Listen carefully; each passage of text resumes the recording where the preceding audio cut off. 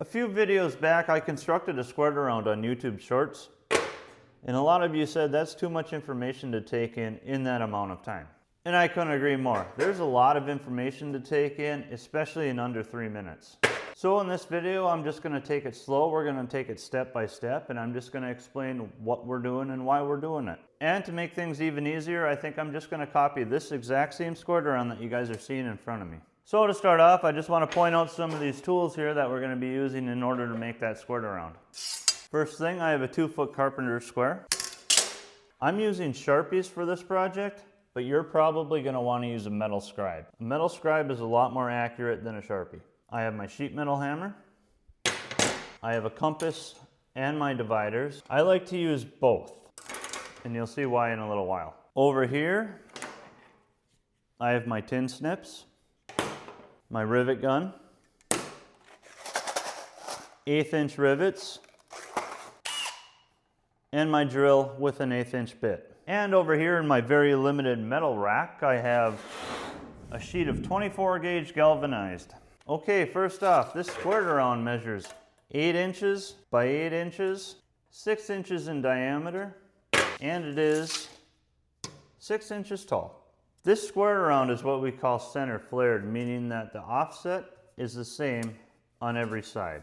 So now on our sheet of metal, we're going to draw in the square, and then we're going to draw in the circle. So in this corner, I'm going to start by drawing my square. Each side is going to be 8 inches long. And then from there, we're going to divide the square so that it's in 4 quadrants.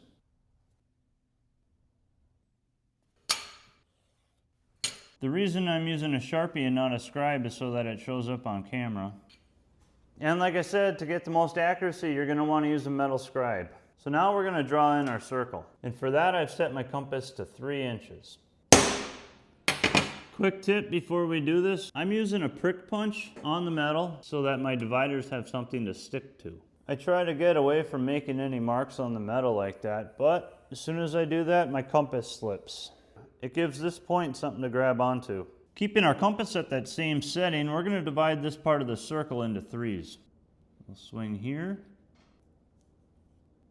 and here.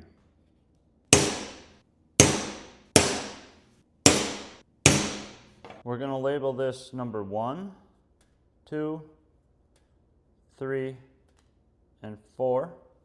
And then the square part, we're going to label A, B, C, and D. Remember when I said this is center flared? We don't need C and D.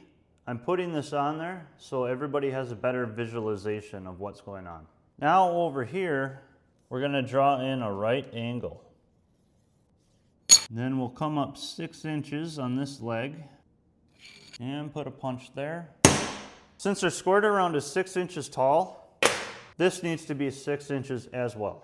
Now we drew all of this in so that we could find our true lengths on our squared around. Meaning that since this is 6 inches tall, from this corner to this side of the circle, that's more than 6, so we have to triangulate that. And that's what this piece of metal is doing. And so we divided this circle up into 4 pieces. That's why we have it labeled 1, 2, 3, 4. From this corner, we're going to get our true length from each side. The first thing you're going to want to do is go to A1 with our compass. So A1 is our offset.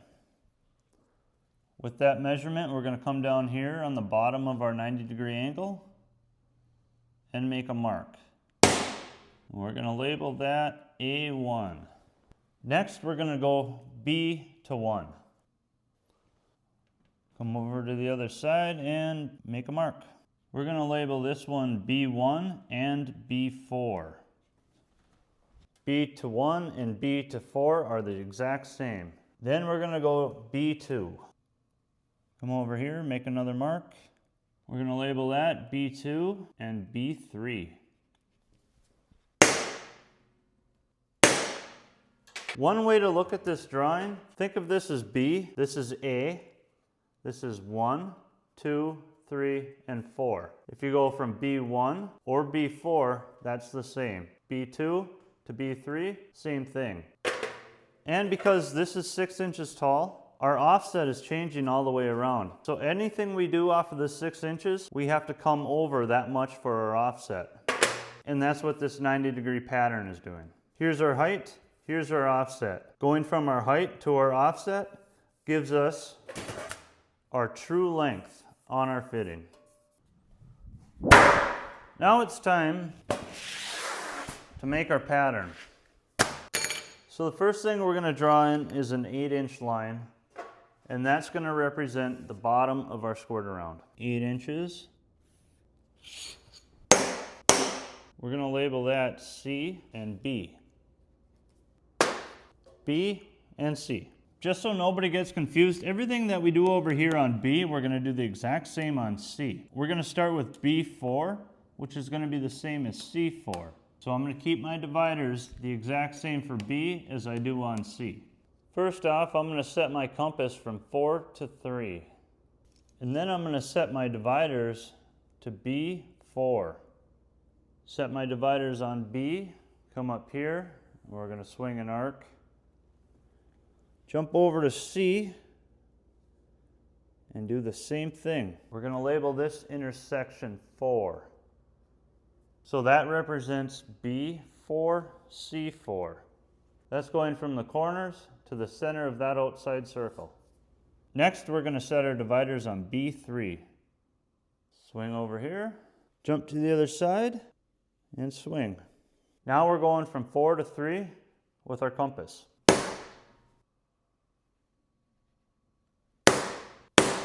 Label this number 3. Now we're going to set our dividers to B2. That's the same as B3.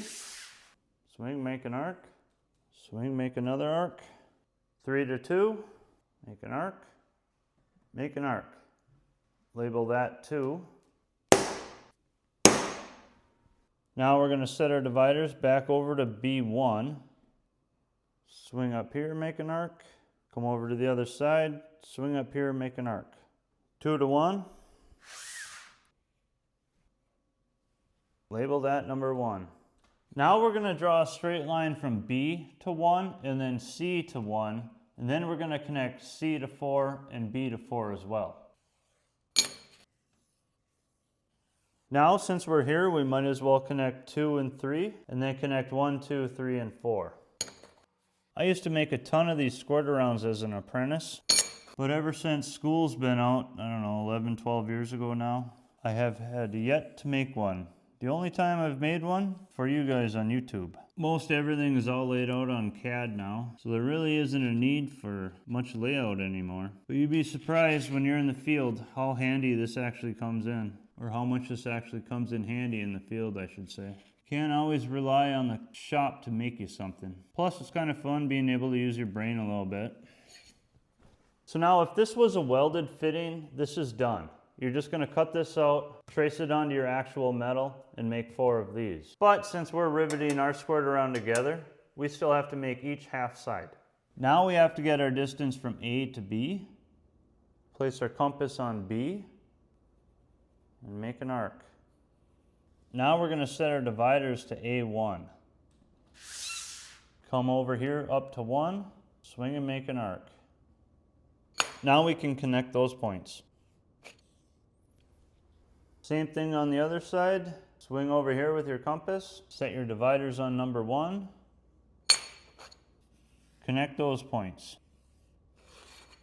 I should mention that before we go ahead and cut this out, if you guys need any allowances, say you're making ductwork and you need to put a 1-inch allowance on the bottom, or you want an easy edge 3/16 on the top, it's a good time to go ahead and do that. For these rivets, I'm just going to put in a 1/2-inch tab. Maybe you want a pipe block and you want to go a little bit bigger, it's up to you.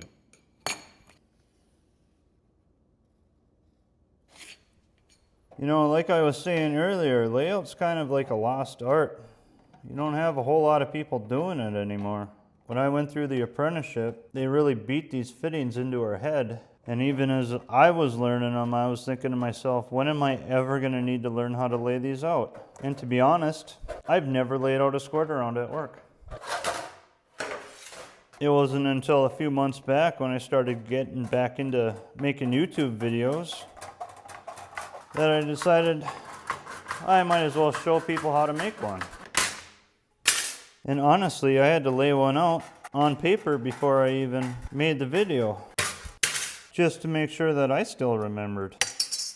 Now I eyeball the radius in this as I cut it out. But like I was saying earlier, some people think it's stupid learning how to do all of this. It's pointless because we have computers now that do everything for us. But honestly, I'd rather use my brain a little bit here and there. It at least makes the day go by a little quicker. Now for the other side, we just trace the same pattern. And where these quarter points are, I make a little tick mark on the pattern. That way I'm able to draw everything back in. And then here, I'm just going to put in a couple extra break points in between each quarter point. That way that gives you a little smoother radius. They don't have to be perfect. Now I always bend it from the tab out. And we're going to break this triangle up first.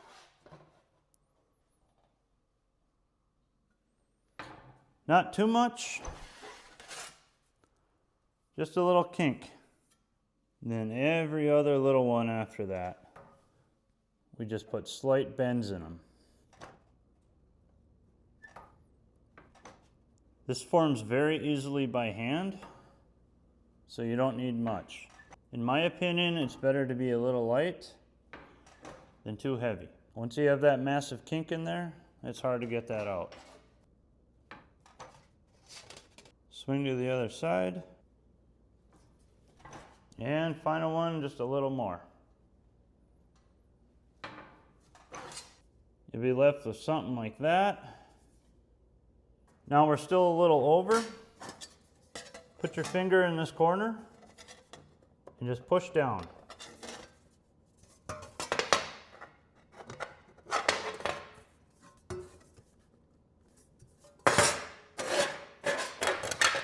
And that's it. For the rivets, I'm coming over 3/4 of an inch centered, and then I come in 1/4 of an inch. So I mark those first.